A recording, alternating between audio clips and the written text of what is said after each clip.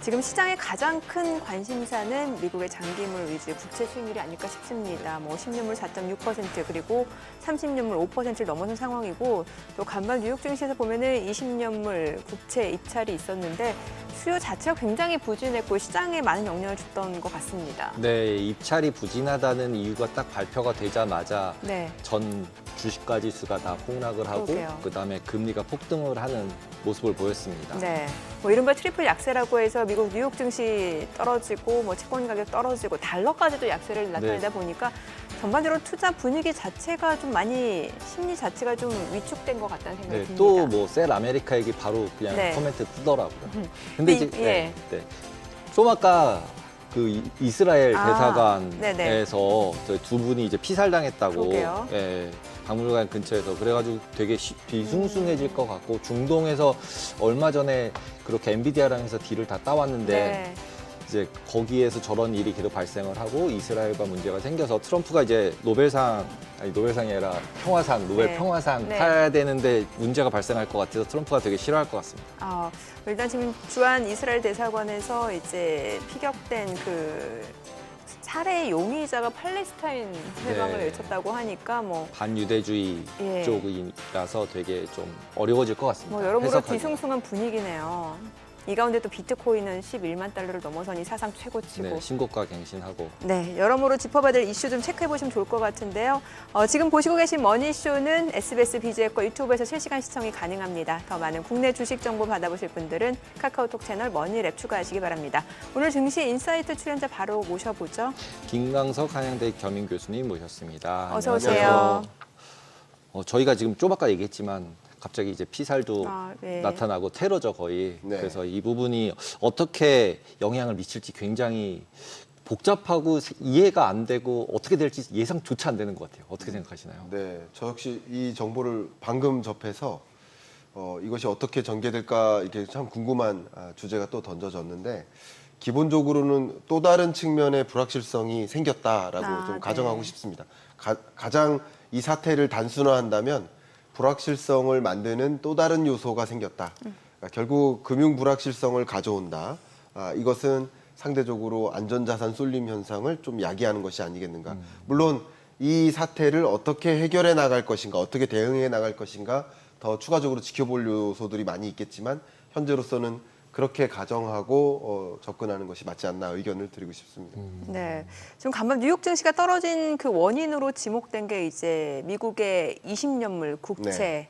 그 입찰이 있었는데 수요 자체가 부진했다. 사실 규모 자체는 160억 달러면 그렇게 큰 규모는 아니었거든요. 네, 제가 이 연구자 인생을 살은 게 그래도 10여 년 되는데요. 네, 20년 국채를 질문을 받을 줄이야 생각도 못했습니다. 그렇죠. 20년물, 저는 내일 그렇죠. 있을 10년치에서 뭔가 있을 줄 알았어요. 네. 그렇죠. 예. 그러니까 아마 많은 그 연구자나 이코노미스트나 경제 연구하시는 분들이 20년 국채 금리 가지고 이렇게 그렇죠. 이야기가 나올 줄이야. 원래 이게 굳이 설명드리면 재밌는데 1,000원짜리 많이 쓰잖아요. 네. 10,000원짜리도 많이 써요. 근데 의외로 5,000원짜리를 좀 덜 써요.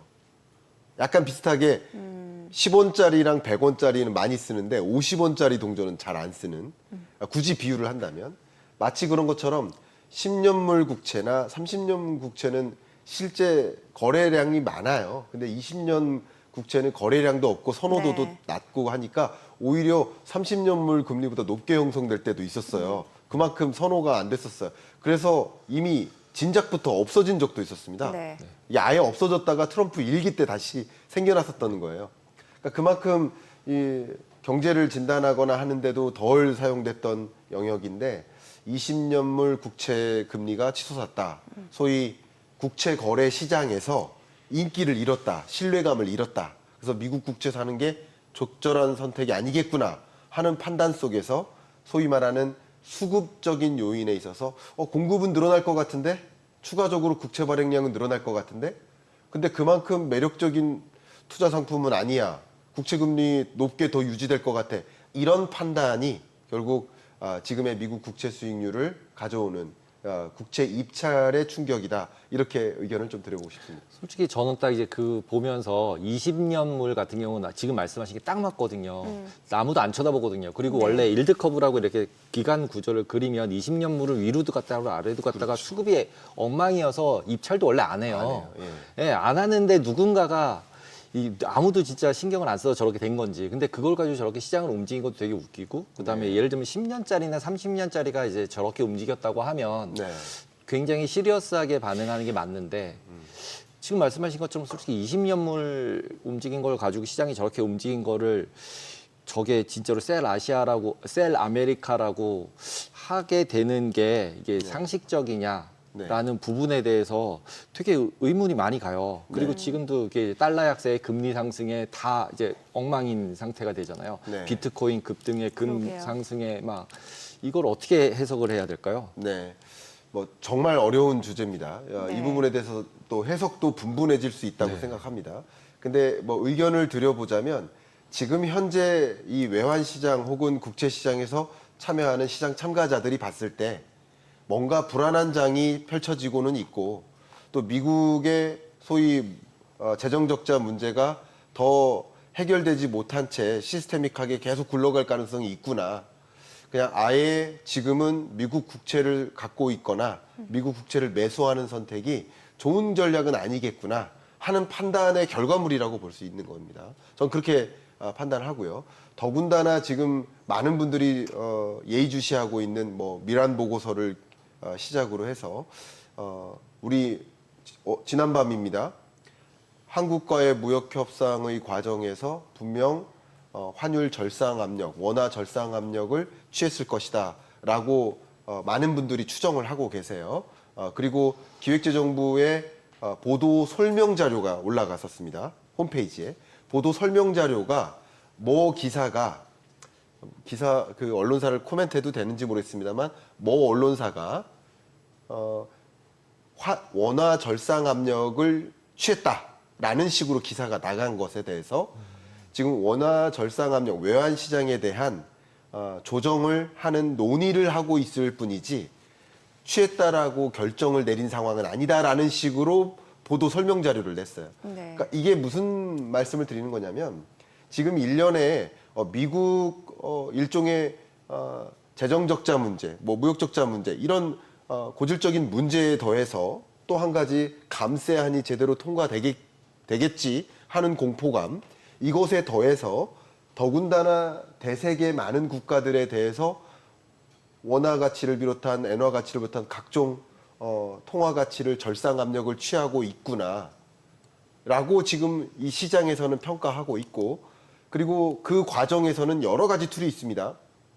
굉장히 라이트한 버전으로는 우리 한국의 외환시장 개입의 정황을 분기별로 보고서를 발표합니다만 이거 월별로 발표하라라는 요구를 할 수도 있는 거고 라이트한 수준은 근데 좀 강도 높은 수준은 뭐냐면 미국 국채를 좀 사줘라 하는 종류의 협상을 할 수도 있어요. 그러니까 뭐가 어떻게 될지는 모르지만 아마도 미국 국채를 좀 사줘라 하는 그런 요구를 할 가능성도 있다까지 생각을 하고 있다 보니까 이런 움직임 속에서 와 정말 미국 국채에 대해서 달러 표시 자산에 대해서 긍정적으로 안고 갈 상황인가에 대한 의문을 제기한 겁니다.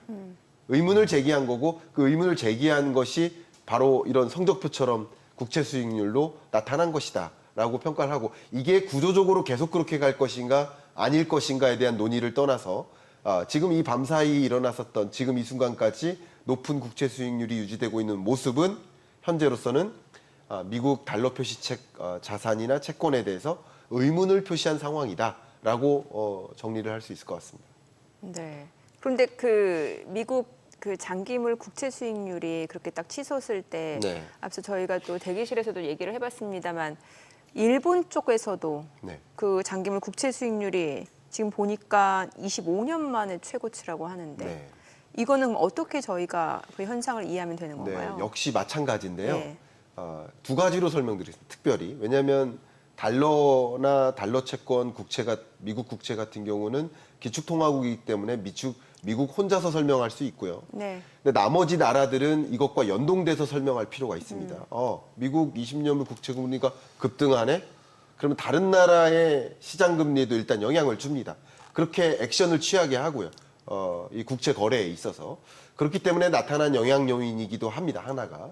두 번째는 일본 정부도 만만치 않게 지금 내수 경기가 너무 어려워서요. 올해 경제 성장률 전망치가 0.6%예요. IMF 기준으로 말씀드리면. 그러니까 종전에 생각했던 것보다 너무나 악화되니까 내수 경기 부양을 위해서 국채 발행이 늘어나겠다라는 생각을 한 겁니다. 네. 일본에서도. 좀 다른 방식이지만 중국도 내수 경기가 너무나 어려우니까 내수 경기 부양시켜야 되겠다. 소위 기준금리 성격에 해당하는 LPR을 낮춘 거예요. 유동성 지급 준비율 조정하고 유동성 공급하고. 그러니까 이런 모든 세계 많은 국가들이 관세 전쟁의 여파 등등으로 인해서 내수 경기가 너무 어려워지니까 경기 부양책을 가동하고 경기 부양책의 일환으로서 일본도 국채를 더 많이 발행하겠구나. 근데 시장을 보니까 수급 시장을 보는 겁니다, 지금. 네네. 국채 수급을 보니까 이게 응찰률이라고 많이 하잖아요. 국채 입찰 시장에서의 응찰률을 보니까 2.5배가 나왔는데 이게 이 데이터를 보니까 2012년 8월 이래로 가장 낮아요. 그러니까 평상시 평균치의 응찰률이 한 3.5배에서 5배 정도 됩니다. 대략 3.5에서 5배 정도 되는데 지금 응찰률이 떨어졌어요. 이 얘기는 국채 발행 계획은 많은데 국채 발행할 것 같은데 근데 그 국채를 사주지 않는다. 그러니까 이게 어떻게 보면 미국 국채에 대한 불신이 다른 나머지 안전자산에 대한 불신, 소위 국채 시장에 대한 매력도가 떨어지는 느낌. 네. 현재 그만큼 한번 생각해보세요. 안전자산 하면 대표 기억이 미국 국채, 일본 국채, 달러 엔환, 그 다음에 금인데 금 가격만 치솟고 나머지는 떨어져요. 네. 그럼 이거 분명히 불확실성을 인지한 것인데 불확실성을 인지하고 안전자산으로 갖고 있자라는 액션에 있어서 오히려 달러는 버리고 엔화는 버리고 금으로만 가는 거죠. 그런 현상은 미국을 비롯한 국채 시장에 대한 매력도가 떨어졌거나 네. 미국 달러 표시 채권에 대한 매력도가 떨어졌거나 하는 것의 결과물이라고 해석할 수 있지 않을까 의견을 갖고 있습니다. 저는 좀 궁금한 게 이제 이게 뭐 해석하기 나름이긴 합니다만 미국에 대한 뭐 국가 신뢰도라고 해석하는 분위기도 있습니다만 네. 단순히 이제 그냥 가격 요인으로 놓고 봤을 때 이제 감세안 통과되면은 국채 발행하는 건 불보듯이 뻔한 상황이고 네. 그러면 이제 국채 가격이 떨어질 거라 예상이 되니 네. 그러면은 이제 채권을 투자하는 입장에서는 네. 조금 더 기다렸다가 더 싼 가격에 살 수 있는데 네. 지금 왜 굳이 이렇게도 생각할 수 있는 거 아니에요? 그렇지만 그렇지만. 그래서 어저께 올라간 거죠, 금리가. 그죠? 사겠다는 사람이 없으니까. 예, 그렇죠. 그러니까, 예, 상식적으로 그렇게 맞잖아요. 그냥 단순히 놓고 보면 이게 뭐 미국에 대해서 뭔가 불안해서라기보다는 네. 일본도 네, 마찬가지로 맞습니다. 저는 또 그런 생각도 들거든요. 네. 저는 여러 가지 그 시장 거래자 관점에서 생각을 해보죠. 지금은 네. 이제 해당 질문은 오히려 시장 참여자, 거래자의 심리로 들어가는 게 맞는 것 같아요. 근데 항상 우리 주식 시장도 그렇고 외환 시장도 그렇고 채권 시장도 마찬가지지만 선행적으로 움직이는 겁니다. 그러니까 그렇게 될 거야라고 가정하고 지금 움직이는 거죠. 그게 국채 가격을 떨어뜨리는 거죠. 근데 이게 정작 기관들은 그렇게 생각할 수 있는데 네. 지금 최근에 한 2, 3일 전, 일주일 전 사이만 해도 네. 개인들이 5% 넘어가니까 미국 국채를 많이 산다, 막 이런 얘기들이 계속 나왔고, 뭐 그러게요. 트럼프도 미국 국채만 가지고 있다, 이런 얘기 계속 나왔잖아요. 그러니까 기존의 시장 참여자가 원래는 이제 보험사, 금융기관들, 연기금 이런 데가 주축이었다면 네. 갑자기 ETF라는 게 나타나면서 그것도 레버리지 ETF라는 것까지 나타나가지고 결국 개인들까지 이제 국채 매수자로 나타났잖아요. 그렇죠. 그렇습니다. 그러니까 분명히 과거와는 다른 이제 시장 참여자가 나타난 거라고 저는 생각이 들거든요. 그렇죠. 예. 그러다 보니까 막 변동성도 심해지고 원래 이제 기관끼리는 이제 또 암암리에 이 정도 선에서 거래하자 이게 있어서 그렇게 흔들리지 않았었는데 네. 지금은 이제 해지하는 사람들도 너무 많고 그다음에 투기도 너무 많고 맞아요. 그게 이제 선물이랑 연동이 되고 네. 그러면 그게 또 이제 선물 환이라는 거로 연동이 되고 이러다 보니까 이제 막 섞이는 거죠. 그래서 네. 저렇게 변동성이 커지는 게 아닌가. 그러게요. 저는 그런 생각이 좀 들더라고요. 그래서 이게 방향성을 예측하기가 되게 어렵기 때문에 뭐 예를 들면 하루는 이렇게 막 움직이지만 네. 뭐 한 6개월 이렇게 보면은 쭉 글로 갔을 거 아니에요. 네. 펀더멘탈하게는 맞으니까. 네. 그러면은 좀만 길게 보면은 지금 이게 어디를 향하고 있다라고 네. 보이세요? 너무 위다, 좋습니다. 아래다. 예. 저도 위다 아래다. 말씀해주신 의견에 네. 거의 100% 공감하고요. 네. 그러니까 이렇게 변동성이 심해진 이 시장의 모습을 설명할 때 시장 참여자의 구성으로 네. 설명할 수도 있고 네. 또 외부 여건을 가지고도 설명할 수도 있는데 사실은 둘 다라고 생각합니다. 시장 참여자의 구성도 그렇게 바뀌었고 거기에 지금 트럼프발 여러 또 감세 정책의 통과 여부 이런 또 공화당 내에서의 어떤 갈등 이런 것들이 다 변동성을 가져오는 요소라고 생각을 합니다. 그러면 많은 분들의 이제 큰 질문, 빅 퀘스천은 이제부터 어떻게 될 거냐는 거, 방금 네. 주셨던 네. 의견을 드리는 겁니다. 소위 지금의 국채금리는 아마도 본 예산이 통과될 거야라고 가정한 거예요. 예산안이 네. 근데 그 가정하지 감세한, 않았을 때 만약에 지금 가정하지 않는다면 네. 지금처럼 국채 시장이 이렇게 흔들리진 않아요. 가정하고 있으니까 흔들린 거예요. 그러면 가정대로 실제 본예산 통과를 해요. 그러면 이슈가 안 되죠. 정작 이슈가 아닌 거예요. 이슈 해소. 네, 내가 예상했던 것들이 벌어졌네라고 하는 네, 거예요. 그렇죠. 그러니까 이게 오히려 예상하지 않았던 일이 본예산 통과가 실제 이행된다면 감세안이 통과가 된다면 네. 그때 놀라서 그때 국채금리가 급등할 겁니다. 그러나 지금은 그럴 거야라고 가정하고 의사결정을 이미 미리부터 내린 것이고 정작 감세안이 통과할 때 그 시점에는 요동치긴 할 겁니다. 네네. 장 초반에는. 근데 결과적으로 다 알고 있는 게 이행됐네 하면서 아무 이견 없이 가는 겁니다. 네. 그러니까 저는 그렇게 시나리오를 그리고 있고 그리고 또 한 가지 어쨌든 10년물이든 30년물이든 뭐 20년물이든 기준금리와 연동되어서 완전히 벗어날 수 있을까? 기준금리에 있어서 완전히 물론 요동치죠. 시중금리는 기준금리는 계속 여러분 2024년 12월 이래로 미국 기준금리는 변동한 적이 없어요.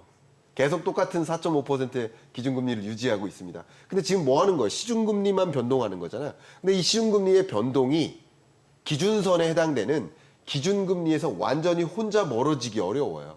그러면 저의 의견은 지금 기준금리 4.5%에서 더 인상은 어렵고 또 인하도 어렵다고 가정하면 당분간 4.5%의 기준금리에서 한동안 맴돌 것이고 장기적인 틀에서 보면 어쨌든 3% 수준의 중립금리를 찾아 인하하는 기조일 텐데 그렇게 가정한다면 지금 올라가 버린 장기 금리들은 어쨌든 균형점을 찾아서 4.5라는 균형점을 찾아서 내려올 가능성이 더 높다라고 기본적인 의견을 저는 가지고 있습니다.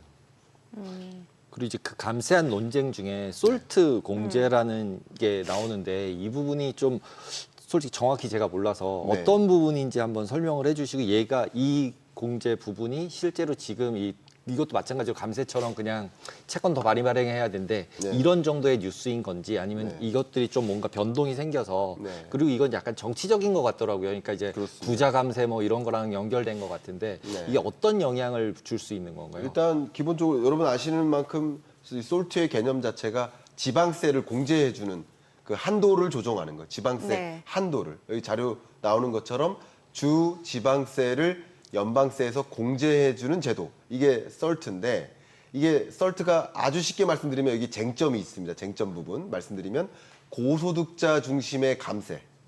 그러면 고소득자 중심으로 감세를 많이 해주는 결과가 초래됩니다. 그러면 그게 맞느냐, 형평성을 고려했을 땐 맞지 않지 않느냐라는 충돌이 있는 거예요. 지금 현재 미국 공화당 내에서도 이거 가지고 충돌이 빚어지고 있습니다. 그렇기 때문에 이게 지금 쟁점이 되고 있는 만큼 과연 이 감세안의 논쟁, 그러니까 이게 뭐냐면 감세안이 통과될 것도 걱정이지만 지금 공화당 내에서 내분이 일어나는 것도 걱정인 거예요. 네. 메디케이드를 그 얘기도 엄청난 비슷한 논쟁입니다. 메디케이드는 소위 저소득자를 위한 안전판에 해당되는 거 아니겠습니까? 의료보험 제도니까. 그러니까 형평성이라는 문제에 있어서 이것을 감액할까?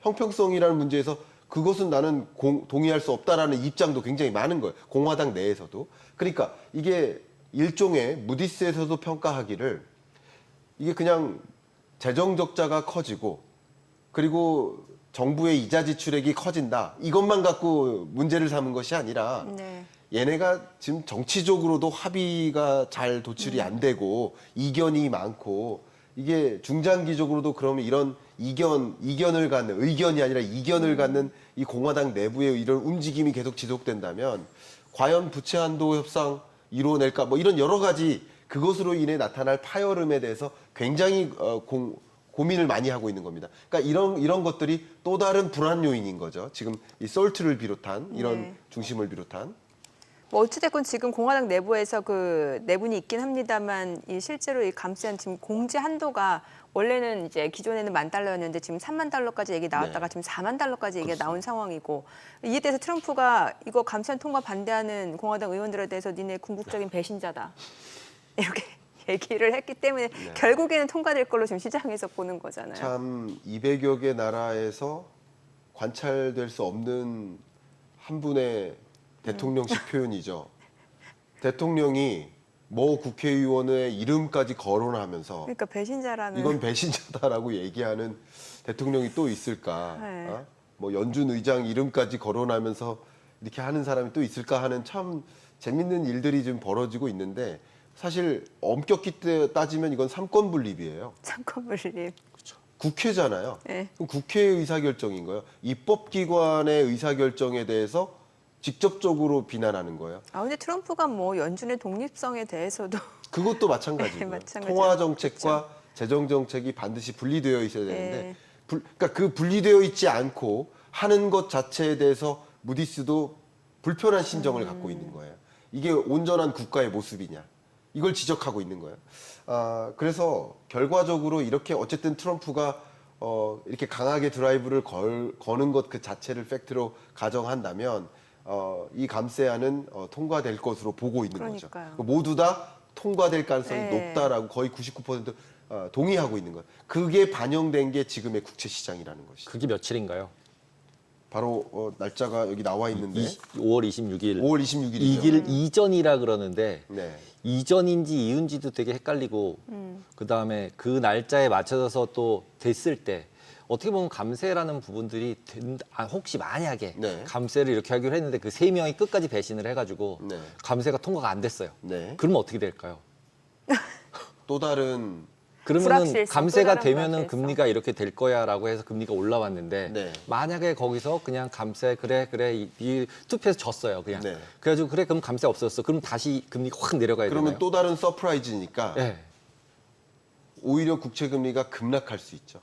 근데 이제 국채 금리가 급락을 하면 주가금 또 올라가 줘야 되는데 네.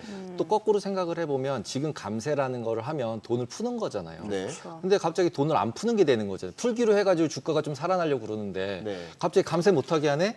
그럼 이제 주가가 빠져야 되겠네? 아마 이렇게 되면은 더 복잡해지는 상황이 발생할 것 같아서 우리 진행해 주시는 앵커님께서 당구를 잘 치시는 것 같아요.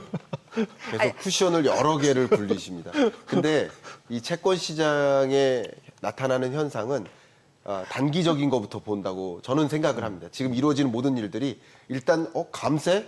그러면 재정 적자, 이자 지출 딱 요거까지만 먼저 생각을 하는 것 같고 그것으로 인해 야기되는 나머지 요인은 좀 부수적인 일이 아닐까 저는 생각하고 일단 현재로서는 그렇지 않아도 재정 적자 심각한데 그리고 이자 지출 비용 너무 심각한데 여기서 감세까지 하면 재정난 더 심각해질 거야. 국채 안 사. 이런 움직임이었는데 역시 그 반대의 결과로 온다면 미국 국채는 이제 다시 매력적이야라고 바뀔 가능성이 있겠죠. 만약에 그런 결과가 있다면. 뭐 그렇다 하더라도 주가가 올라갈 것인가. 저는 또 그렇게 생각은 하지 않습니다. 지금 이게 시장이 이게 굉장히 재밌게도 구분되어서 각자 움직이는 경향성까지 나타나니까 오히려 이게 또 다른 불확실성인가라고 하면서 주식시장에서는 또 매력적이지 않다고 생각할 수도 있겠지만 적어도 채권 시장에서는 채권 가격이 떨어졌었던 이유가 이거였으니까 다시 급등하게 만드는 채권 가격을 그러니까 제가 왜 이렇게 질문 드렸냐면 네. 개인들은 일반적으로는 주식이 더 중요하잖아요 채권보다 원래 채권은 이제 돈 그쵸. 많으신 분들끼리 맞아요. 하는 거고 돈 많으신 분들. 그러면은 지금 이 상황으로 유추를 거꾸로 하면 이것이 올라가도 내리고 주식은 네. 내려가도 내리고 그러면 주식을 사면 안 되는 건가? 이런 의문점이 생기거든요. 이거 경우의 수가 두 가지가 있는데 네, 네. 올라갈지 내려갈지. 근데 네. 이렇게도 내려간다 그러고 이렇게도 내려간다 그러고 그럼 주식을 사면 안 되잖아요. 그러니까 아닌 게 아니라 이렇게 해도 오를 때 오르고 이렇게 해도 내릴 때 내린다라는 연결고리를 이해하시면 되죠. 그렇죠. 그렇게 될 때가 뭔지를 알아서 거기에 투자하고 싶은 거잖아요. 그렇죠. 예. 네. 그런데 굉장히 비슷한 질문이 저도 저 유튜브를 운영하고 있으니까 우리 구독자분들이 댓글을 남기는데 왜 국채 금리가 상승하는데 달러 가치가 떨어지죠? 네. 이게 굉장히 재밌는, 그러니까 기존 교과서에는 없던 일인 거예요. 국채 금리가 상승하면 달러 인덱스는 올라가는 게 맞아요. 미국 국채 금리니까. 근데 이 부분에 대해서도 국채 금리가 상승한 이유가 달라섭니다.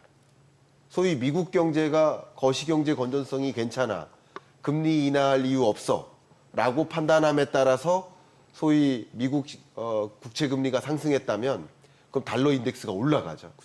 근데 지금의 국채 금리가 상승한 배경은 미국 달러 표시 채권에 대한 신뢰도를 일어서니까 오히려 약세화가 될 수 있습니다. 그러니까 국채 금리가 올라가더라도 어떻게 올라가느냐에 따라서 이 외환 시장에 달리 작용을 하니까 역시 그 각각의 연결고리를 가지신다면 네. 어떤 상황에도 의사결정을 내리실 수 있다고 오히려 저는 생각합니다. 그럼 앞서서 이제 지금 미국 그 국채 수익률 같은 경우는 더 급등하기는 쉽지 않을 거다라고 저는 그렇게 받아들였거든요. 네. 뭐 여러모로 미 정부가 또 이자 비용까지 감안한다라고 하면은 그렇게 올라가는 걸 가만히 두고 볼 수는 없을 것 같기도 하고. 네. 그러면은 달러 가치도 떨어지는 게 어느 정도 하방 경직성은 있겠네요. 근데 너무 좋은 말씀입니다. 네. 그러면 역시 두 가지를 다 설명드리겠습니다. 일단 미국 10년물 국채 금리나 뭐 30년물 국채 금리 마찬가지 5%를 넘어서면 진짜 이건 비싼 겁니까? 싼 겁니까? 가격이요? 예, 금리가요. 아, 금리 높다. 높은 거죠. 높은 거잖아요. 예. 예, 높은 겁니다. 그죠? 가격이 너무 떨어진 거죠. 그렇죠. 그러니까 금리가 이렇게 치고 올라갔을 때 만약에 6%까지 올라간다. 그걸 견딜 수 있을까? 미국 정부 네. 이전에다 그렇죠. 허덕이죠. 또 저는 여기서 한 가지 더. 아니 근데 그렇게 됐을 때는 일본처럼 페드가 옛날에도 했는데요, 뭐 네. QE도 하는데 네, 그리고 네. 사면 되고 국채도 매입해주고. 국채도 매입해주고 다시 네. 그래서 그냥 금리 그냥 확 또 바꿔주면 되잖아요. 예. 그리고 이제 예를 들자면은 뭐 비트코인 얘기도 스테이블 코인 얘기도 계속 나오지만 스테이블 코인 같은 경우는 30년짜리 살 수는 없잖아요. 네네. 망하니까 예. 그러면 다 단기만 사니까 걔네들 보고 단기 사라 그러고 그 돈 받아가지고 30년짜리 막 사가지고 금리를 막 낮춰버리는 거예요. 그러면 분위기가 얘네들이 이거 사서 이렇게 낮춰주네? 그러면 누가 감히 거기다가 뭐 안 사겠어요. 금리 커브가 다 내려가는데. 그러면은 분명히 이미 연준은 여러 가지 툴을 네. 다 가지고 있는 상황이기 때문에 네. 결국은 올라가는 쪽으로 베팅하기 되게 어렵지 않나. 어렵죠. 예. 어렵다는 걸 말씀드리고요. 그죠? 더 어려운 이유는 네. 저는 궁극적으로 더 어려운 이유는 국채를 관리하는 매니저라고 한번 생각해 보세요. 그 나라의 국채 관리 매니저. 매니저 입장에서 정작 걱정하는 것은 국채가 아닙니다. 그 나라 기업들이 발행하는 회사채입니다. 아, 조달 금리가 높아지면 그렇죠. 위험해지죠. 예. 기업들이 자금 마련에 실패해요. 그리고 채권 만기가 도래됐을 때 회사채를 발행할 수가 없어요. 국채도 안 팔리는데 회사채를 어떻게 발행합니까? 그러면 더 신뢰도 떨어지고 주가마저 떨어져요. 그러니까 이렇게 국채 금리가 이렇게 치솟도록 내뒀을 때는 긴장하고 있는 것은 아마도 회사채다. 국채는 국채인 거고 그걸 걱정 안 한다는 뜻이 아니라 기업들이 과연 회사채를 어떻게 발행할 수 있는 환경이 되겠습니까? 안 돼요. 예. 그러니까 저는 의견을 갖고 있는 것은 국채를 담당하는 매니저 입장에서 생각해 봤을 때 국채도 국채지만 국채 금리를 여기서 더 끌어올리도록 내버려뒀을 경우 그랬을 때 나타날 미국의 펀더멘탈, 무너지는 펀더멘탈 혹은 거시경제의 건전성 네. 이게 굉장히 흔들릴 수 있거든요. 그 부분들을 그대로 내버려두지 않는다. 그래서 오히려 제롬 파월 연준 의장이 잠깐 입을 꾹 닫고 있기는 하지만 지금 이렇게 금융시장이 요동치는 국면에서는 금리 인하가 필요한 거 아니야라는 생각도 충분히 할 수 있다. 이제 국채 금리가 너무나 치솟았기 때문에 네. 기준금리의 레벨 자체를 끌어내림으로써 물론 이 짧은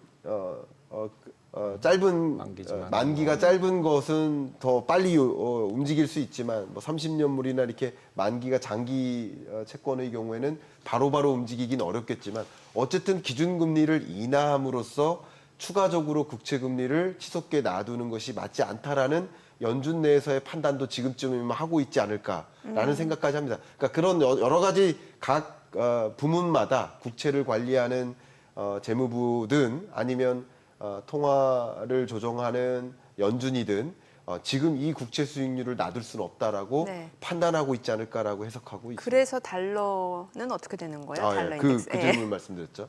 달러는 역시 이 국채 시장과 함께 같이 볼 것이 네. 미국이 궁극적으로 트럼프 행정부가 궁극적으로 강달러를 선호할까 약달러를 선호할까 이 질문에 대한 답을 찾으면 됩니다. 항상 얘기하는 게 그거잖아요. 기축통화 지위는 유지하되 약달러를 선호한다. 이거 아니에요? 네, 저도 그 답변을 드립니다. 가끔 의견을 드리면 많은 분들이 저는 좀 놀라기도 합니다만 기축통화국으로서의 지위와 예. 강달러 기조의 유지가 그 직접적인 관계가 있나? 약달러이면서 기축통화국일 수도 있고 네. 강달러이면서도 기축통화국일 수 있는 거지. 네. 기축통화국이면 반드시 강달러야 된다는 그 연결고리를 그건 어디서 아니죠. 가져오시는지 좀 이해가 안 그건 되는데 아니죠. 이번에 새로 가져온 거예요. 근데 많은 옛날에도 전문가분들이- 맨날 약세였다 강세였다 네, 그랬었어요. 맞아요. 그러니까 네. 많은 전문가들이 기축통화국으로서 지위를 유지하려면 강달러를 유지해야 된다라고 말씀을 하신 저는 이게 어디서 나온 이론인지 모르겠어요. 이거는 전혀 다른 거예요. 너도 나도 미국 달러를 사용하고 있는 기축통화국이야라는 개념하고 달러 가치가 강해졌다 약해졌다 하는 움직임하고는 투트랙으로 달리 좀 보셔야 되지 별개로. 않을까. 저는 예. 이런 의견을 드리고 예. 기본적으로 기축통화국으로서의 지위를 내주고 싶지 않아요. 미국이 기축통화국으로서의 지위를 갖는 것도 중요하지만 네. 중국이 위안화를 기축통화국으로서 가져가고자 하는 것을 더 싫어할 거예요. 내주는 것보다 중국이 가져가는 걸 더 원하지 않을 거예요. 그러니까 기축통화국으로서의 지위는 유지하되 미국의 경제 상황에 어쨌든 리쇼링 하는 거잖아요. 미국으로 제조기지를 옮기고자 하는 거잖아요. 그럼 제조기지가 완성될 경우 2년 정도 후에 제조기지가 완성되는 그림하에서는 강달러보다는 약달러가 유리해지는 게 맞죠. 실제 제조기지를 양쪽에 갖고 있는 기업들이 많아요. 그러니까 미국으로 제조기지를 옮기는 기업들은요. 하나같이 다국적 기업입니다. 그러니까 공장을 한 나라에만 두고 있는 기업들이 아니에요. 네. 다 여러 개 나라에 있는 거예요. 그러면 이때는 가동률의 문제인데 가동률을 어떻게 조정할까요? 환율에 따라 조정합니다. 그럼 미국 달러화의 가치가 떨어지면 미국 내에서의 가동률을 올리기 마련이거든요. 한국에서의 가동률을 낮추고요. 그러니까 그런 결정을 유도하고 싶을 겁니다. 트럼프는. 네. 그렇기 때문에 약달러 환경을 만들고자 노력하고 그게 앞에 제가 모두에 말씀드렸었던 기재부와의 무역협상 과정에서도 또 일본과도 세계 주요국 파트너국들과 무역협상의 여정에서 상대적으로 약달러를 유도할 수 있는 장치들을 계속 물밑에서 협상하고 있다라고 저는 추론하고 있습니다. 네. 요즘 뉴스 보면은 뭐 국채금리 급등에다 셀 아메리카 되게 뭔가 좀 뒤숭숭한 뉴스들 많잖아요. 그런데 오늘 또 교수님 얘기 들어보니까 네. 큰 걱정 안 해도 되겠네요. 뒤숭숭했던 게 딱 요약되지 않습니까? 네. 그렇습니다. 그러셨기를 바라는 마음. 네. 오늘 내용 잘 들었습니다. 고맙습니다. 네, 감사합니다. 감사합니다.